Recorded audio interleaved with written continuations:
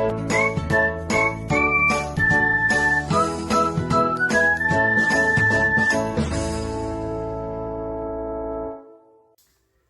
semuanya, perkenalkan nama saya Arina Nur Fazila, NIM 180407040105. Saya adalah mahasiswa hukum Fakultas Ilmu Sosial dan Hukum Universitas Negeri Surabaya.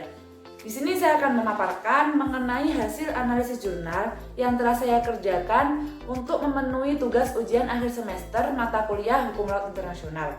Jadi jurnal yang telah saya analisis berjudul Indonesia Archipelagic Sea Lands yang ditulis oleh Hasim Jalal dan dipublikasikan pada tahun 2009.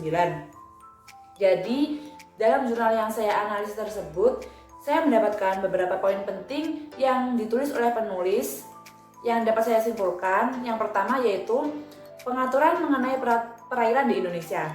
Jadi, di jurnal yang saya analisis sebenarnya sudah dijelaskan mengenai pengaturan perairan di Indonesia, tetapi tidak spesifik dan hanya membahas ketika Indonesia sudah merdeka. Jadi sebelum Indonesia merdeka atau pada zaman Hindia Belanda, Indonesia sendiri mengacu pada TZMKO.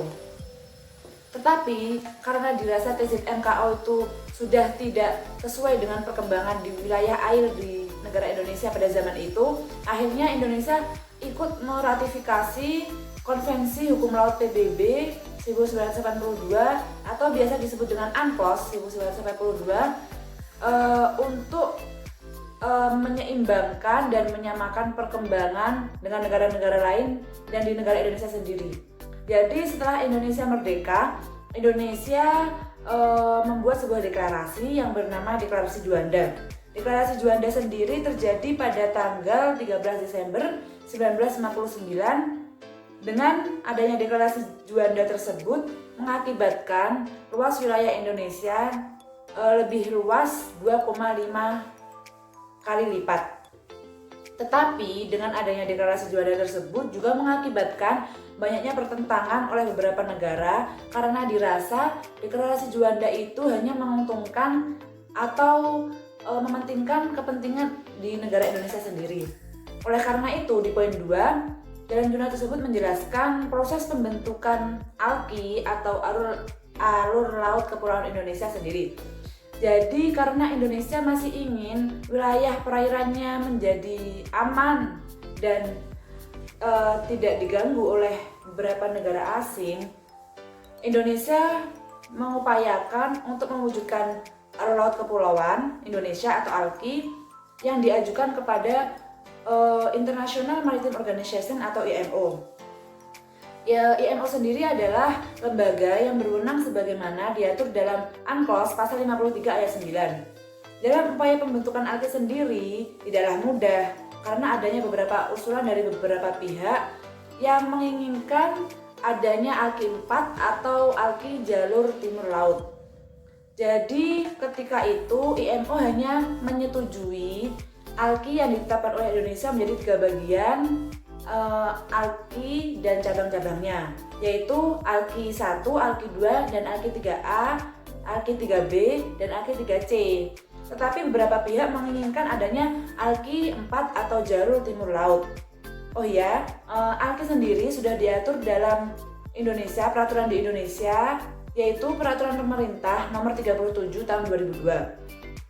Selanjutnya di poin ketiga, dalam jurnal yang saya analisis, penulis benar-benar menjelaskan mengenai permasalahan yang timbul dari penetapan ALKI jalur timur laut tersebut.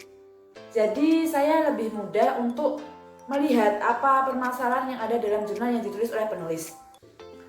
Karena untuk menetapkan ALKI jalur timur barat ini masih banyak pihak yang pro dan pihak yang kontra dari berbagai pihak. Masih ada pertimbangan. Jadi Indonesia itu tidak langsung menetapkan, tidak langsung oh iya saya membuat ALKI timur laut. Enggak, tetapi Indonesia juga mempertimbangkan sendiri.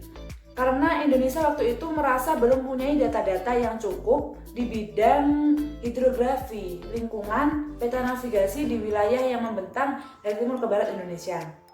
Penulis sendiri dalam jurnalnya sebenarnya sudah menentukan pertimbangan-pertimbangan mengenai pembentukan ALKI jalur timur barat ini, yaitu menginginkan bahwa Indonesia harus membuka alki timur barat itu karena untuk kepentingan Indonesia sendiri.